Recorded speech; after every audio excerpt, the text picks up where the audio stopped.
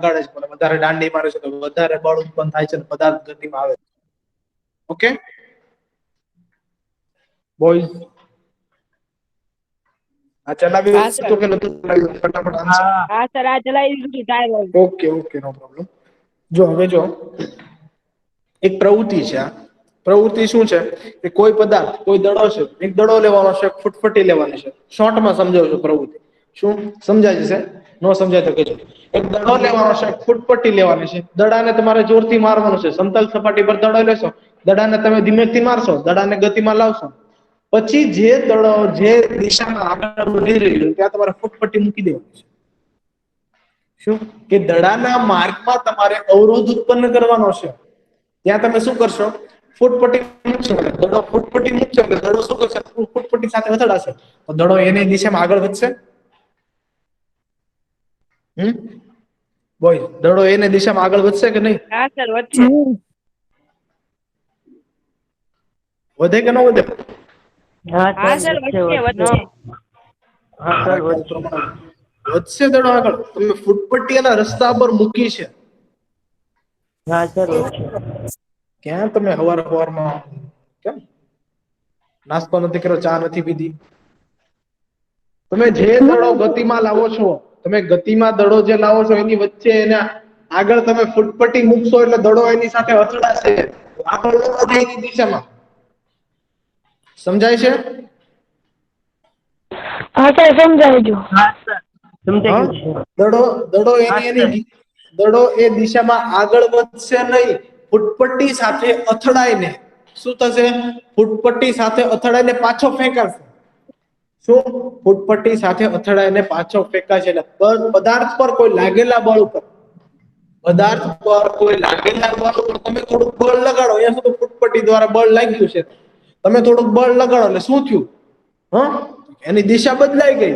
અહીંયા જુઓ, વધારે સમજાઈ જશે. જો અહીંયા દડો આ દિશા પરથી આવતો હતો. તો બાલટી તમે અવરોધ ઉત્પન્ન કર્યો ફૂટપટ્ટીનો, તો શું થયું? એની દિશા બદલાઈ ગઈ. શું થયું? કે એ દડાની જે છે દિશા બદલાઈ ગઈ. આવી રીતે જે છે તમે ફૂટપટ્ટીને જે છે આડી રાખો, ત્રાસી રાખો, થોડીક ત્રાસી રાખો, થોડીક વધારે ત્રાસી રાખો, સામેથી દડો તમે ફટકારો, દડો મારો, તો અલગ અલગ કોણ વચ્ચે મારા મેથ્સમાં આવે છે. લઘુ કોણ છે, ગુરુ કોણ છે, કાટ કોણ છે, અલગ અલગ ખૂણા બનાવશે. શું કે દડાને ફૂટપટ્ટી વડે શું થાય? અલગ અલગ ખૂણાની રચના થશે. થશે કે નહીં? હા સર, થશે. થશે. શું થાય? હા, અલગ અલગ જે છે એ ખૂણાની, જો અહીંયા ખૂણો બને છે, અલગ અલગ જે છે ખૂણાની રચના થાય છે. એટલે કહેવાનો મતલબ એમ કે કોઈ પદાર્થ પર આપણે બળ લગાડ્યું છે, કે કોઈ પદાર્થને ગતિમાં લાવ્યા છે, બળ લગાડ્યું છે, તો બીજું વધારે બળ લગાડીને એની ગતિ વધારી બી શકીએ છીએ અને એની દિશા બી બદલાવી શકીએ છીએ. શું?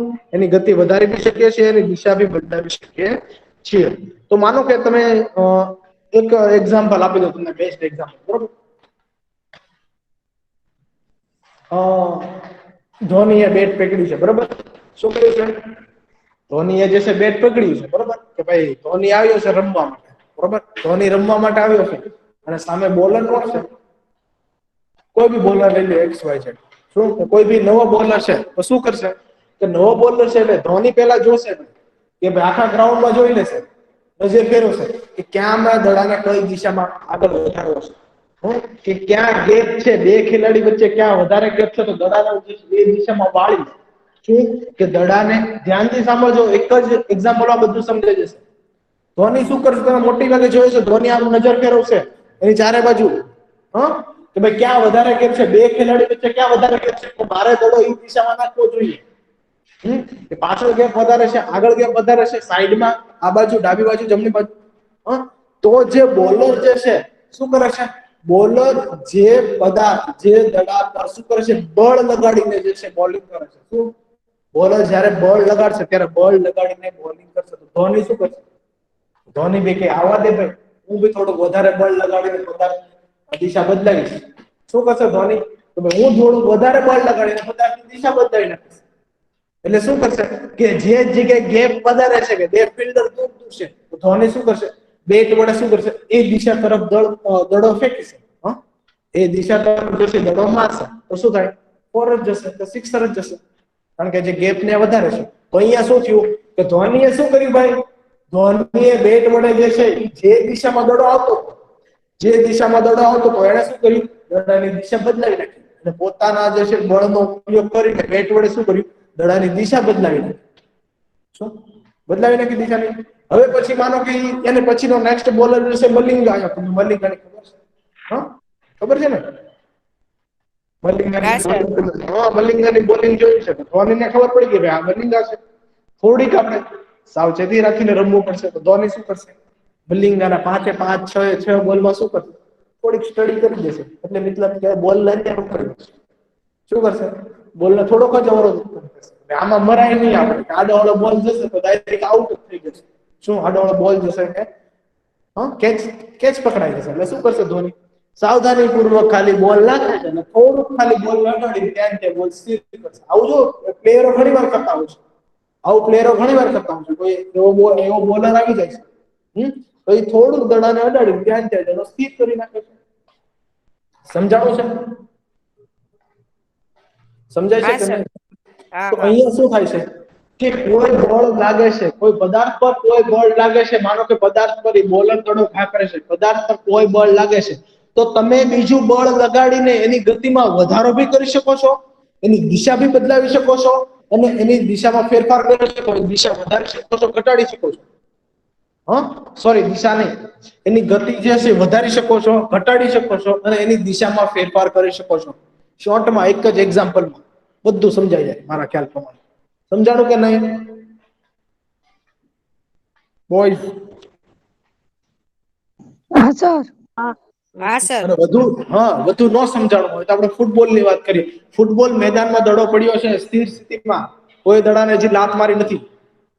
એક ખેલાડી આવશે ભાઈ ફૂટબોલ પર લાત મારશે તો ફૂટબોલમાં શું હોય? અલગ અલગ ટીમ હોય.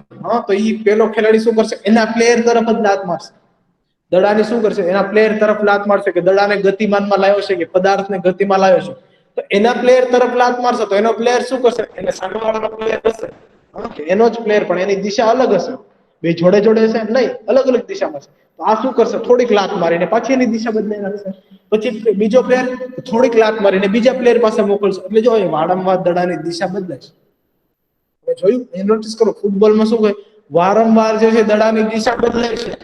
શું કે એના પર વધારે બળ લગાડીને એની ગતિમાં અને દિશામાં ફેરફાર કરી શકાય છે. કે ગતિમાન પદાર્થ પર કે ઓલરેડી ગતિમાન પદાર્થ પર કે જે બળ લાગેલું છે એમાં વધારે બળ લગાડીને કે એની ગતિમાં અને એની દિશામાં ફેરફાર કરી શકાય છે. એની ગતિ વધારી શકાય છે અને ગતિ ઘટાડી બી શકાય છે. નવો પ્લેયર હોય તો ધોની છે શું કરશે? જીક બોલાઈ દેશે, ઢગલો કરશે રનનો. અને ખબર છે મલિંગ આવ્યો તો ધીમો પડી જશે. શું કરશે? એની ગતિમાં શું કરશે? કે બોલની ગતિમાં વધારો ઘટાડો થઈ શકે છે. પદાર્થ ઉપર જે છે બળ લગાડો છો અને શું થાય છે?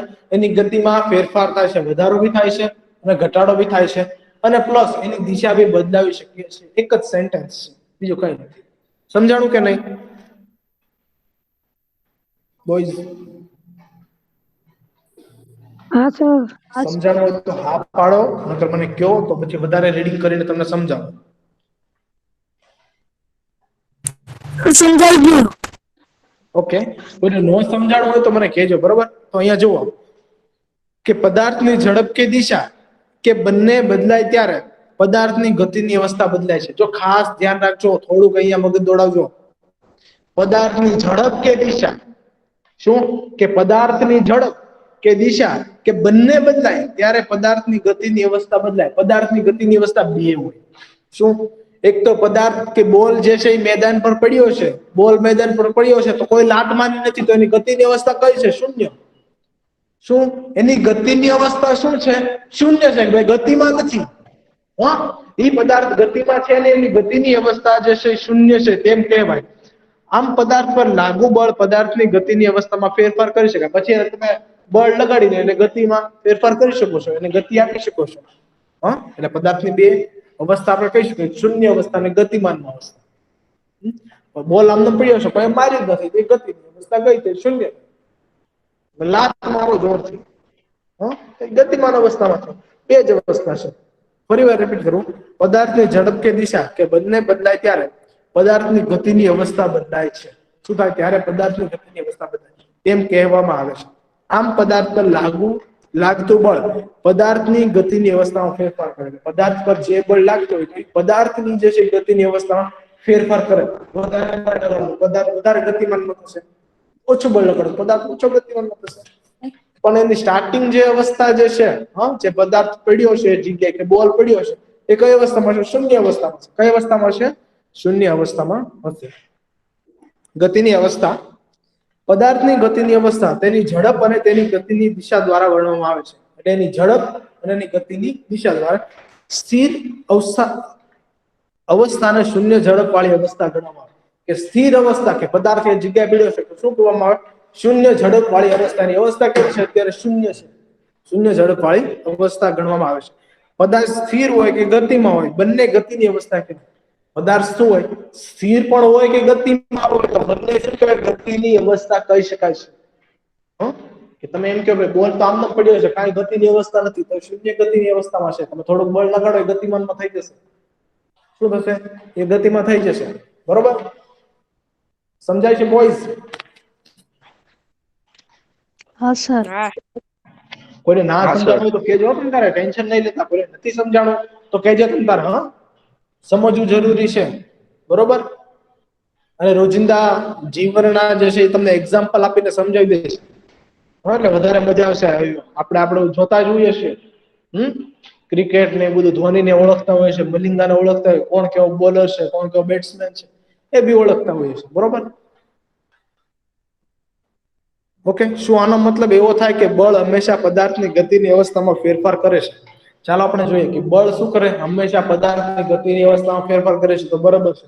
પદાર્થ જ્યારે શૂન્ય અવસ્થામાં હોય તો એને બળ લગાડો છો તો એ ગતિમાં થાય છે. પદાર્થ ગતિમાન અવસ્થામાં હોય ત્યારે એને બળ લગાડો તો શૂન્ય અવસ્થામાં બી થઈ શકે છે. બરોબર? આપણો સામાન્ય અનુભવ છે કે ઘણી વખત બળને કારણે પદાર્થની ગતિની અવસ્થા બદલાતી નથી. જો ઘણી વખત એવું થાય બળને કારણે તમે સર પછી અહીંયા તમે એમ કહેશો સર તમે તો કહેતા હતા હમણાં કે ભાઈ ગમે ત્યાં બળ લગાડી ગમે તે અવસ્થા બદલાવી શકીએ, શૂન્યમાંથી ગતિમાન, ગતિમાંથી શૂન્યમાં લાવી શકીએ. પછી તમે દિવાલને ધક્કો મારવા માંડો, તમે દિવાલને ધક્કો મારવા માંડો કે દિવાલ પડી નથી જવાની, દિવાલ પર તમે બળ લગાડો પડી જવાની દિવાલ નથી પડવાની, પણ એને વધારે બળની જરૂર. એને કેવું બળની વધારે જરૂર પડે. કોઈ ભારે બોક્સ હોય, એ ભારે બોક્સ હોય, ઘરની અલમારી હોય, એક જગ્યાએ બીજી જગ્યાએ ખસેડે તમે એકલા ધક્કો મારશો ખસી જવાનું? નહીં. તો બધી કન્ડિશનમાં આવું થતું નથી. બધી જગ્યાએ જે છે આવું કન્ડિશનમાં આવું થતું નથી. ત્યારે તમારે વધારે બળની જરૂર પડે છે. શું? ઓકે? સમજાય છે ને? હા.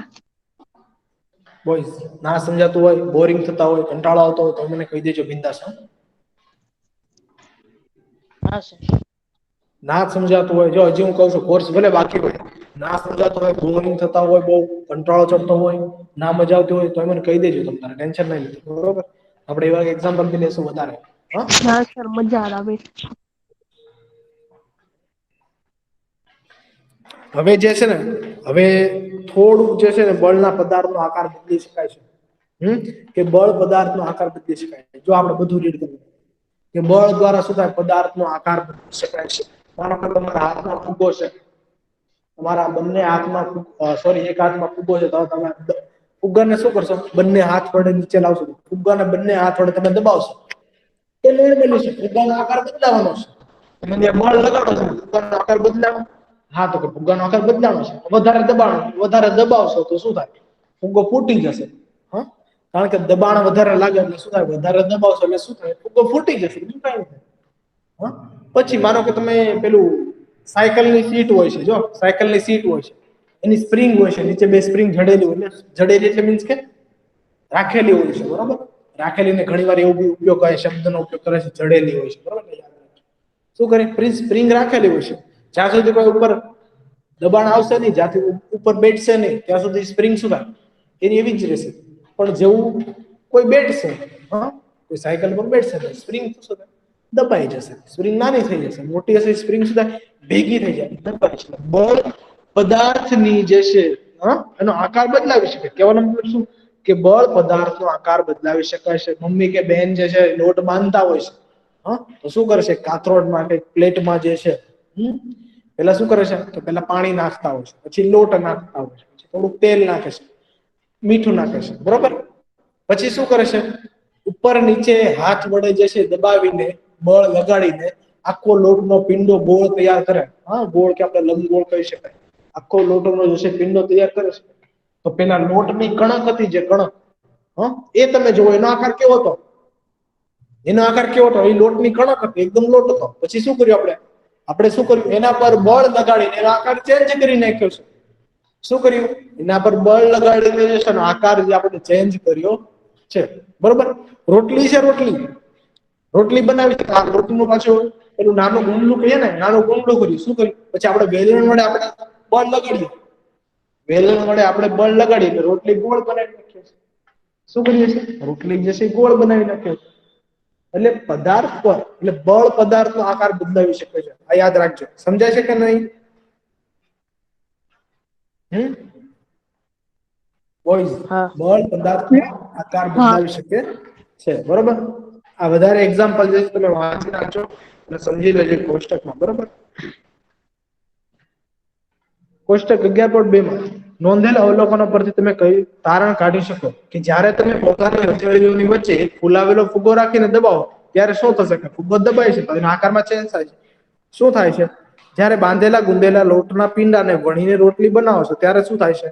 તેના આકારમાં શું ફેરફાર થાય છે? નોર્મલ છે. એનો આકાર જે છે એ પિંડાનો આકાર બી અલગ થાય છે અને પછી એમાંથી થોડોક લોટ લઈને રોટલી બને છે. રોટલી કેવી થઈ જશે? ગોળ થઈ જાય. આકારમાં ફેરફાર થાય છે બળ લગાડ્યું એટલા માટે. ટેબલ પર રાખેલા રબરના દડાને દબાવો ત્યારે શું થાય? રબરનો દડો દબાઈ જશે એટલે શું થાય? બળ લગાડ્યું પદાર્થ પર, આકાર બદલાયો છે. આ બધા ઉદાહરણો તમે જોઈએ કહી શકો કોઈ પદાર્થ પર બળ લગાડવાથી તેનો આકારમાં ફેરફાર થઈ શકે. શું કીધું? કે કોઈ પદાર્થ પર બળ લગાડવાથી, કોઈ પદાર્થ પર તમે બળ લગાડો એના આકારમાં શું થાય? ફેરફાર કરી શકાય છે. કોઈ પદાર્થ પર બળ લગાડવાથી તેના આકારમાં જે છે શું કરી શકાય છે? ફેરફાર કરી શકાય છે. બરોબર? તો હવે બધી પરિસ્થિતિ આવી ગઈ. 4 પોઈન્ટ છે, મેન યાદ રાખવાના છે. પહેલા 4 પોઈન્ટ જે છે મેન યાદ, પાંચ પોઈન્ટ યાદ રાખવાના છે. મનમાં ઇમેજિનેશન કરજો. એ ટાઈપ જે આટલું આપણે ભણ્યા ને, એટલું ચેપ્ટર લીધું ને એનું તારણ છે. શું આ તારણ? 4 પોઈન્ટ જો. કોઈ પદાર્થને સ્થિર સ્થિતિમાંથી ગતિમાં લાવી શકાય છે બળ દ્વારા. જો પેલું સેન્ટેન્સ વાંચો, ઉપરની બધી પ્રવૃત્તિઓ કરી લીધા પછી તમે સમજી ગયા હશો કે બળ શું છે, બળ દ્વારા આપણે શું કરી શકીએ છીએ. ઓકે? કોઈ પદાર્થને સ્થિર સ્થિતિમાંથી ગતિમાં લાવી શકાય છે. શું? કોઈ પદાર્થને સ્થિર સ્થિતિમાં હોય, એની ગતિ અવસ્થા કેવી હોય? શૂન્ય હોય, તો એને ગતિમાં લાવી શકીએ છીએ. સ્થિર સ્થિતિમાંથી ગતિમાં લાવી શકીએ છીએ. પહેલો પોઈન્ટ. પછી બીજો પોઈન્ટ છે, જો પદાર્થ ગતિમાં હોય, જો ઈ જ કીધું. જો કે માનો બોલ એક જગ્યાએ પડ્યો છે, સ્થિર સ્થિતિમાં છે, તો હવે એને લાત મારીને બળ લગાડીને ગતિમાં લાવી શકે છે. બીજો પોઈન્ટ શું કીધું? જો પદાર્થ ગતિમાં છે, જો બોલ જે છે એ ગતિમાં છે, બેટ્સમેન તરફ ઘા કર્યો છે, તો આપણે શું કરીએ? ગતિમાં હોય તો તેની ઝડપમાં ફેરફાર કરી શકીએ. બોલની ગતિમાં ઝડપમાં ફેરફાર કરી શકીએ. આપણે ઝડપ વધારી બી શકીએ છીએ અને ઝડપ ઘટાડી બી શકીએ છીએ. નવો બોલર હોય તો ધોની સિક્સર બી મારે અને મલિંગા હોય તો થોડીક ટડી કરીને બાજુમાં બોલ પડ્યો રહે. હા, થોડોક એને ખબર છે સાવધાની પૂર્વક બોલ જરાક બાજુમાં નાખી દઈએ આપણે ગમે તે. એટલે શું થાય છે? ઝડપમાં આપણે શું કરીએ છીએ? ફેરફાર કરીશું. ગતિમાન પદાર્થ પર જો ગતિમાં હોય તો તેની ઝડપમાં ફેરફાર કરી શકાય છે, વધારી શકાય છે, ઘટાડી શકાય છે. તો એમાં જ બીજું કે ગતિમાન પદાર્થની દિશામાં ફેરફાર કરી શકાય છે. ડાબી બાજુ, જમણી બાજુ, ઉપર નીચે ગમે ત્યાં બોલ આપણે જશે મારી શકે છે. આપણે ગેપ જોઈશું. શું જોશે? ગેપ જોશે. ક્યાં ગેપ ઓછો છે, ક્યાં ગેપ વધારે છે. વધારે ગેપ છે એટલે બોલ ખાસ હશે. ડાબી બાજુ હોય, જમણી બાજુ, આગળ હોય કે પાછળ હોય. બરોબર છે? એટલે ગતિમાન પદાર્થની દિશામાં પણ ફેરફાર કરી શકાય છે. પદાર્થના આકારમાં ફેરફાર આપણે છેલ્લે જોયું. હમણાં જોઈએ પદાર્થના આપણે બળ લગાડે તો પદાર્થના આકારમાં ફેરફાર થાય છે. શું? કે બળ દ્વારા પદાર્થના આકારમાં ફેરફાર કરી શકાય છે. ઓકે? આ 4 પોઈન્ટ કોઈને ના સમજાણા હોય કે 5 પોઈન્ટ, આ બધામાંથી થોડી અથવા બધી જ અસરો ઉત્પન્ન કરી શકાય છે. આલ્ફા બાકી ખાસ છે નહીં. આ બધામાંથી થોડી અથવા બધી જ અસરો જે છે ઉત્પન્ન કરી શકાય છે. મેન 4 પોઈન્ટ યાદ રાખવાના છે. અને બીજું એ યાદ રાખવાનું છે કે આ 4 પોઈન્ટ માટે બધા માટે બળની જરૂર પડે છે. બળ હશે તો અસર ઉત્પન્ન થશે. જો બળ નહીં હોય તો કોઈ પણ પ્રકારની અસર નહીં ઉત્પન્ન થાય. બળ નહીં હોય તો કોઈ પણ પ્રકારની અસર ઉત્પન્ન થશે નહીં. આ 4 પોઈન્ટ સમજાઈ ગયા? બોયઝ, 4 પોઈન્ટ સમજાઈ ગયા? હા સર. હા સર. એ યાદ રાખવું આવશ્યક છે કે બળ આ બધામાંથી એક અથવા વધારે અસર ઉત્પન્ન કરી શકે છે તથા આ બધામાંથી કોઈ પણ અસર બળ વગર ઉત્પન્ન થઈ શકતી નથી. જો બળ આ બધી અસર ઉત્પન્ન કરી શકે છે, ઓછી વધારે કોઈ પણ એક અસર, આ તો કોઈ પણ એક અસર ઉત્પન્ન કરી શકે છે, કાં તો બળ વગર કોઈ પણ અસર ઉત્પન્ન થતી નથી. આમ બળ લગાડ્યા વગર કોઈ પદાર્થ આપમેળે ગતિમાં આવી શકતો નથી. આપમેળે ગતિની દિશા બદલી શકાતી નથી અને આપમેળે પોતાનો આકાર બદલાવી શકાતો નથી. ઓકે, એટલે બળ વગર કાંઈ નથી થતું. આપમેળે કઈ નથી, બધામાં બળની જરૂર પડે છે. ઓકે બોys, તો થોડાક આપણે રિલેક્સ થશું બે મિનિટ, બરાબર? તમને એમ થશે કે પહેલો લેક્ચર ભણવામાં ગયો, બીજા લેક્ચરમાં સાયન્સ નું બાકી હતું, આ બાકી હતું, તે બાકી હતું. એવું ટેન્શન આવે છે કે નથી આવતું કાંઈ? હા સર. આવે છે? નહીં સર. હા, થોડીક 2 મિનિટ વાતો કરીશું. હો, એવું ટેન્શન આવે તો લેવાની જરૂર નથી. અને બોઈસ તમે જો મોટા ભાગે કોઈ ટેન્શન ન લે, થઈ જશે એમ જ કઈ. શું કરે આપણે, શું કરીએ, એક્ઝામ છે, હા લડી જશે, થઈ જશે, એક રાતમાં વાંચી લેશું. અહીંયા એટલું બધું કઈ ટેન્શન લેવાની જરૂર નથી. પણ તમારે જે છે, તમારું જે રોજનું કામ આપે એ તમારે કરી નાખવાનું છે. કારણ કે તમે સ્કૂલે આવતા નથી, હમણાં તમે ફ્રી થઈ જશો 10, 10:30 ઇવન, હાલો ને 10, 15, 10, 20 પછી તમે ફ્રી થઈ જશો. આખો દિવસ તમારી પાસે પડ્યો હોય અને કોઈ એવો બંધો નહીં હોય કે 7 વાગે ખાઈને હુઈ જતો હોય, બરોબર? આમાંથી કોઈ એવું નહીં હોય કે 7 કે 8 વાગ્યા ચાલો જમી લીધું એટલે સુઈ જઈએ. બધા જાગતા જ હોય છે, બરોબર? એટલે બધાની પાસે ફૂલ ટાઈમ છે. એટલે ધીમે ધીમે પૂરું કરી નાખજો, થઈ જશે ને? હા સર. હા સર. હા સર. મેં વાતો કરવાની કીધી, એમાં બી મૂંગા બેઠા છું. કોઈને કઈ ક્વેશ્ચન હોય તો કયો તમ તારે.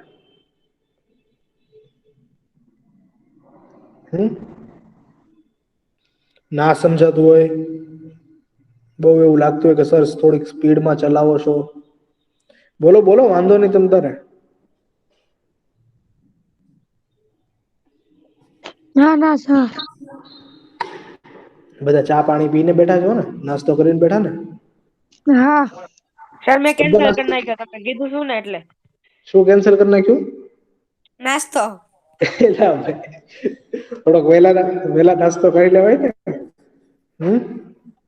કઈ વાંધો બીજા નહીં, હમણાં લેક્ચરમાં લેક્ચર, જ કરવું હોય નાસ્તો એટલે. સારું વાંધો નહીં.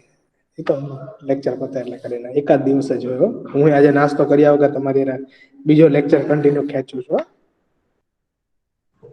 ચાલે રાખે હો, એકાદ દિવસ હોય પછી નાસ્તો કરી લેવાનો. કારણ કે આ તમને 8માં તમે જે ભણી જશો ને આસાનીથી, 8માં તમારી જે આ બધી વાત મગજમાં ઉતરી જશે ને, પછી 9thમાં તમને આનો બેઝિક જે છે ને એ ક્લિયર નહીં કરવો પડે. કારણ કે 9thમાં તમને બળ અને દબાણની વાત કરી જ છે. શું એટલે આ લોકોનું બુક વાળું એવું છે, થોડું ધીમે ધીમે વધતું જાય. બળ વિશે 9thમાં એના સૂત્રો બી આવશે, દાખલા બી આવશે બળના અને દબાણમાં, કે આ પદાર્થ પર એટલું બળ લગાડ્યું, એટલું દબાણ લગાડ્યું હોય. ઘણા બધા દાખલા આવે છે, આવશે બળના દબાણના સૂત્રો આવે છે, વધુ દાખલા આવે છે વધારે. થોડુંક થોડુંક જે છે ભારણ વધતું જાય. એટલે એનો મતલબ કે આપણે જે 8માં ક્લિયર કરેલું હોય તો આપણે 8માં સમજી ગયેલું હોય તો 9thમાં આપણને બેઝિક જે છે સમજવું ન પડે. દાખલા તરીકે કોષનું ચેપ્ટર આપણે સમજ્યા તો 9thમાં ડાયરેક્ટ એમ જ હશે કે કોષ વિશે તમને 8માં આપી સમજણ આપી જે પ્રમાણે ભણ્યા. એવું છે સર, 8નું આપણને યાદ ન હોય તો પછી લોચાવાનું થાય ને. થઈ જાય, ટેન્શન નહીં લેતા. 1 તારીખે તમારું પેપર છે, બરોબર? એવું કોઈ ટેન્શન લેવાની જરૂર નથી.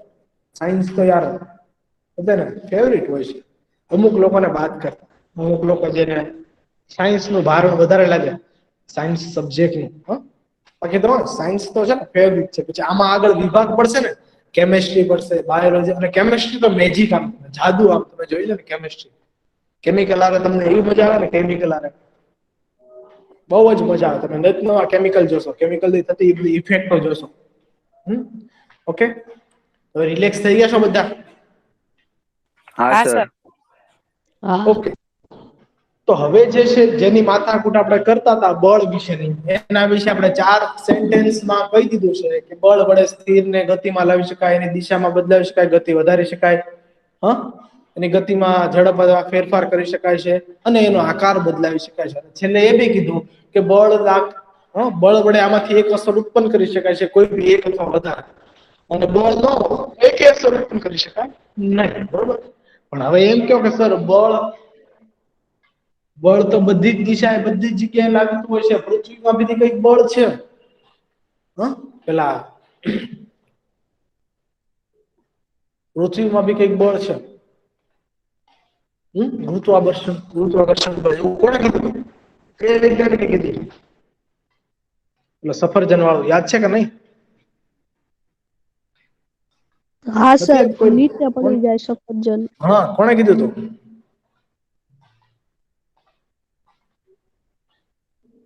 કે વૈજ્ઞાનિક ને યાદ ના ખબર નથી એમ? ના.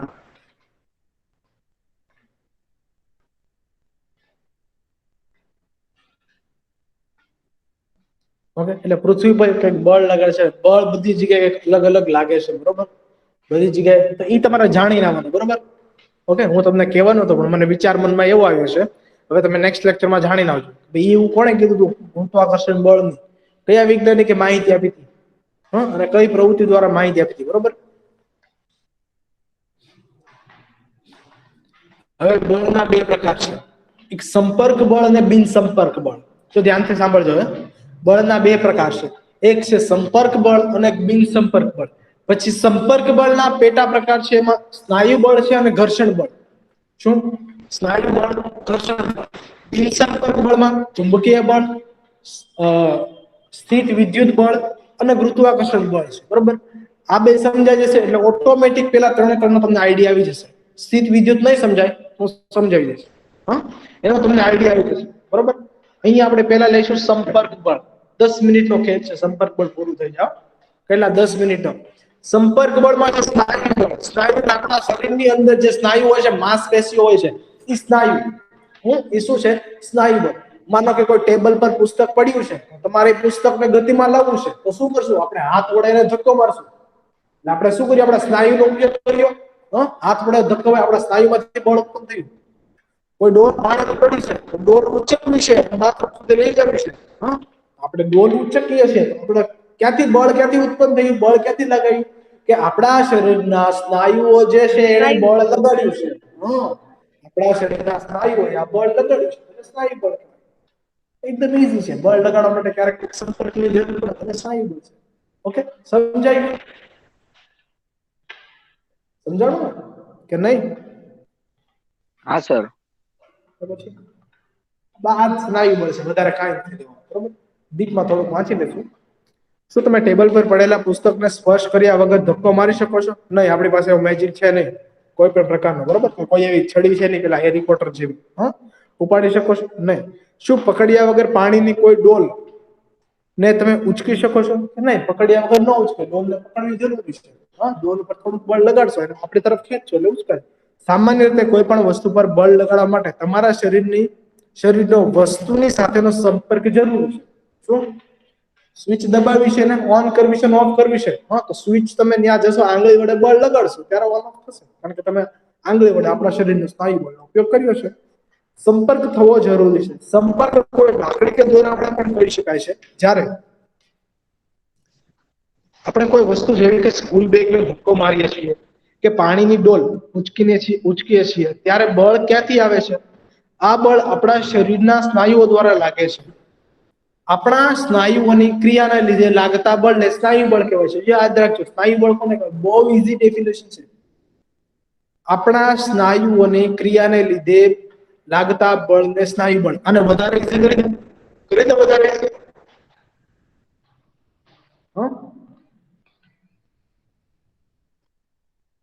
આપણા સ્નાયુ વડે જે બળ લાગે સ્નાયુ બળ. ક્રિયા બધું ભૂલી જાઓ. આપણા સ્નાયુ વડે આપણા સ્નાયુઓ લીધે ક્રિયાને લીધે લાગતા બળને આપણા સ્નાયુ વડે જે બળ લાગે તે સ્નાયુ બળ કહેવાય. બરોબર. કે કોઈ પદાર્થ પર બળ લગાડવું છે, તમે સંપર્કની જરૂર છે. ડોલ આમનેમ પડી છે તો ડોલ તમે હાથેથી ઉચકશો ત્યારે ઉચકશે. તમે એમને કહેશો ભાઈ ડોલ ઊંચી થાવ ને તો વોશરૂમ સુધી જતી રહે. શું? આપણે ડોલ ઉપાડવી તો આપણે બળ કરીએ ત્યારે આપણે સ્નાયુ બળમાંથી બળ આવે. આપણે એને ઉચકશું, આપણે એનો સંપર્ક કરીશું ત્યારે સ્નાયુ બળ લાગે છે. હવે એવું બી નથી તમે એમ કહો કોઈક દોરડું નાખીને બી ડોલ ઉચકે છે, પણ બળ તો આપણામાંથી ઉત્પન્ન થયું ને કે સ્નાયુ બળ જશે કે દોરડા વડે પણ ઉત્પન્ન કરી શકાય છે અને લાકડી વડે પણ ઉત્પન્ન કરી શકાય છે. આપણે કોઈ ઝાડ પર કોઈ ફળને પાડવું છે, કેરી પાડવી છે, આપણે લાકડી લઈને થોડુંક બળ લગાડશું ત્યારે કેરી પાડી જશે. આપણે શેનો ઉપયોગ શેનો કર્યો? લાકડીનો. પણ બળ ક્યાંથી ઉત્પન્ન થયું? સ્નાયુ બળ. ડોલ ભરવી છે પાણીની, કૂવામાં ડોલ લાગે છે, હા, તો દોરડું ડોલને ખેંચે છે, પણ બળ એ ખેંચવા માટે બળ ક્યાંથી ઉત્પન્ન થયું? આપણામાંથી સ્નાયુમાંથી બળ ઉત્પન્ન થયું. એને સ્નાયુ બળ કહેવાય, જે સંપર્કની જરૂર હોય છે. જેની અહીંયા તમારા હાથની, તમારા સપોર્ટની, તમારા શરીરના હાથની જે છે, પગની જે છે, સંપર્કની જરૂર હોય છે ત્યારે જ એ બળ લાગે એને સ્નાયુ બળ કહેવામાં આવે છે. ક્રિકેટર છે, બોલ આકરે છે કે બોલ મારે, સિક્સર મારે, પકડે છે, બધી જગ્યાએ સ્નાયુ બળ લાગે છે. બધી જગ્યાએ શું લાગે છે? સ્નાયુ બળ લાગે છે. શોર્ટમાં આપણા શરીરના સ્નાયુઓની ક્રિયાને લીધે લાગતા બળને સ્નાયુ બળ કહેવામાં આવે છે. સમજાઈ ગયું? કોઈ ના સમજાણું બોલો.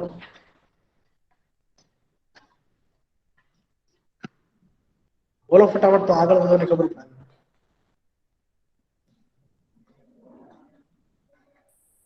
બોયઝ ના સમજાણું બોલો ફટાફટ. હા સર, સમજાઈ ગયું. ઓકે, જો પ્રાણીઓ પર તેમની શારીરિક ક્રિયાઓ અને બીજા કાર્યો કરવા માટે સ્નાયુનો ઉપયોગ, સ્નાયુ બળનો ઉપયોગ કરે છે. આપણા વિવિધ કાર્યો કરવા માટે બળદ, ઘોડા, ગધેડા અને ઊંટ જેવા પ્રાણીઓનો ઉપયોગ કરવામાં આવે છે. આના કાર્ય કરવા માટે સ્નાયુ બળનો ઉપયોગ કરે છે. ક્યારે કોઈ ભારે વસ્તુ છે એક જગ્યાએથી બીજી જગ્યાએ લઈ જવી છે, ખેતરમાં બી ભારે વસ્તુ છે, બીજ છે, રોપ છે, હા, એક જગ્યાએથી બીજી જગ્યાએ બીજની ગુણું છે, માંડવી છે, હા, એને એક જગ્યાએથી બીજી જગ્યાએ લઈ જાવી તો આપણે પ્રાણીઓનો ઉપયોગ કરશું. હા, બળદ છે, ઘોડા છે, ગધેડા જેવા પ્રાણીઓનો ઉપયોગ કરશું. પણ એ પ્રાણી શું કરશે? આગળ આગળ ચાલીને ભાર ઉચકાવશે. શું કરશે? ભારને જે છે આગળ આગળ લઈ જશે. પણ એ બળ ક્યાંથી આવ્યું? કે પ્રાણીઓ જે છે પોતાના સ્નાયુમાંથી બળ લગાડે છે. શું? પ્રાણીઓ જે છે પોતાના સ્નાયુમાંથી જે છે બળ લગાડે છે. બરોબર? આપણે ઘોડા પર બેઠા, ઘોડો દોડશે. શું? પણ ઘોડો ક્યારે દોડે? ઘોડો એના શરીર સ્નાયુમાંથી આપણને ઉચકીને બળ લગાડે છે, એને સ્નાયુ બળ કહેવાય.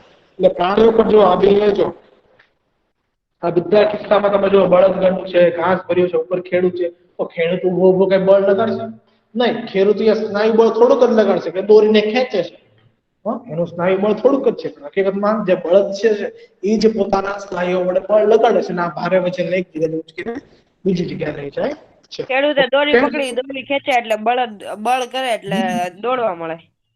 હા, પણ હકીકતમાં ત્યાં બળ કોણ લગાડે છે? બળદ બળ લગાડે છે. બળદ. બળદ સ્નાયુ બળ લગાડે છે. ઓકે, એટલે કે સ્નાયુ બળ ત્યારે જ લાગુ પાડી શકાય જ્યારે સ્નાયુઓ કોઈ પદાર્થના સંપર્કમાં હોય. આથી તેને સંપર્ક બળ પણ કહી શકાય. શું અન્ય પ્રકારના સંપર્ક બળ છે? એટલે સ્નાયુ બળ કોને કહેવાય? કે જ્યારે પદાર્થના કોઈ સંપર્કમાં હોય, સંપર્કમાં હોય ત્યારે સ્નાયુઓનું બળ લાગે. શું? તો બીજો પ્રકાર કયો છે? ઘર્ષણ. એ પણ સંપર્ક બળ જ કહી શકાય.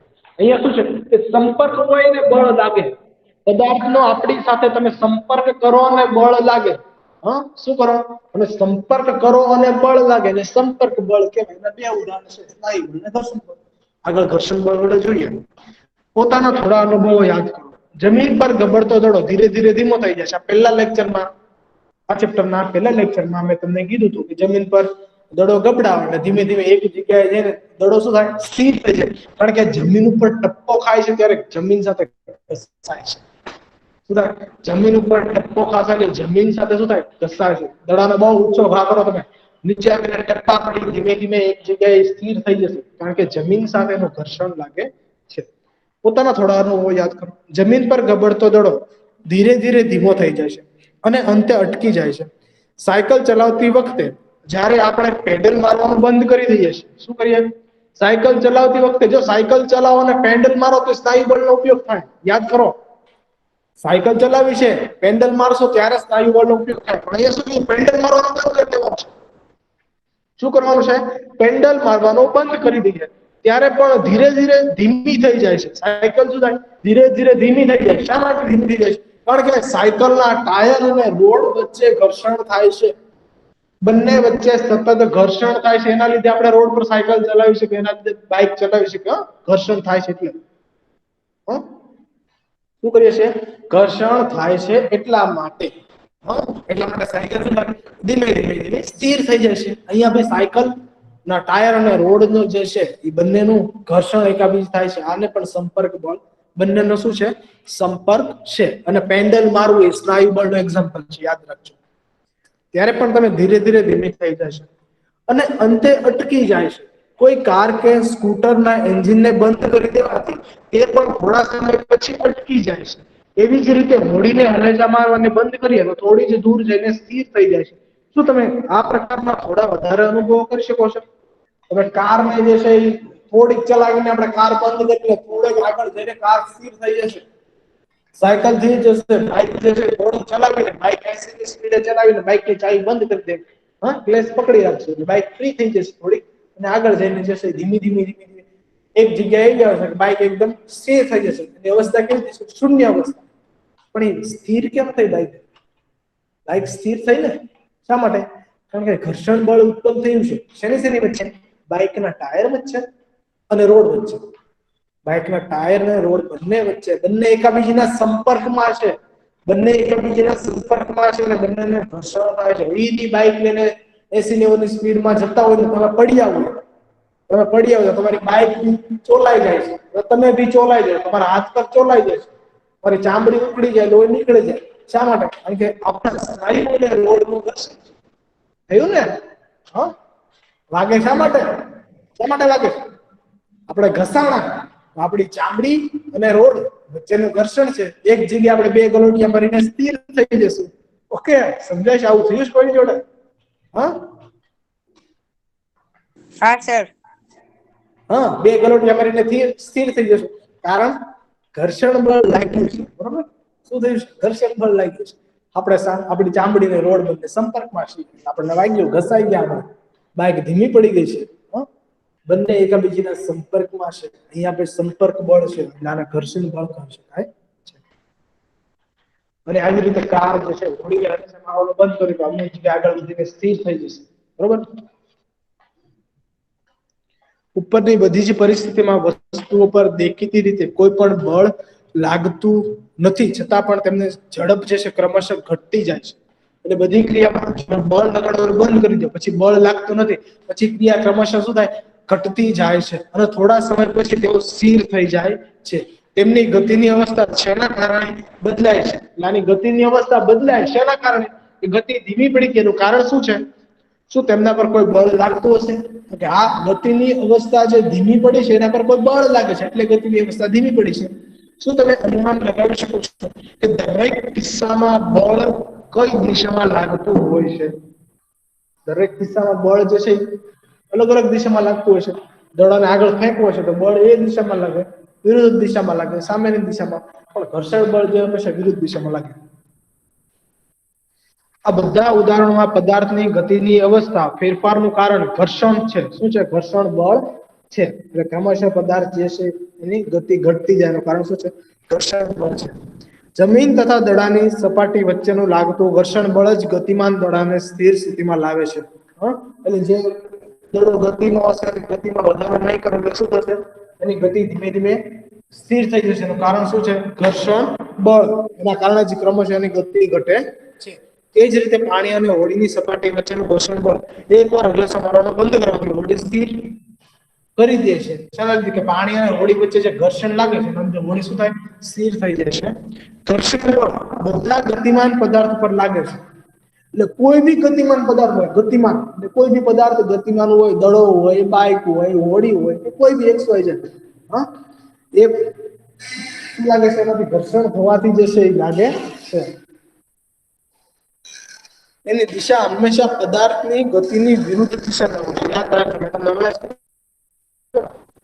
ઘર્ષણ બળની દિશા કઈ હોય છે? પદાર્થ જે ગતિમાં હોય છે એની વિરુદ્ધ દિશામાં હોય છે. શું હોય?